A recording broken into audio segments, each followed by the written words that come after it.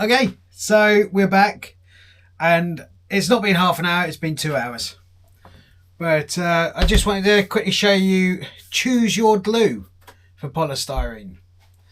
Right, remember first one, polystyrene cement. It's just eating the whole way through it, so we won't be using that. Super glue, sort of stuck a little bit there, but it's eating away at the rest of it. Okay, no good. Permanent fabric glue, PVA. Don't know how many years you got to wait for it to go off. Gorilla glue. It's not eating away at it, and that's stuck. Okay, so that's what we're going to do.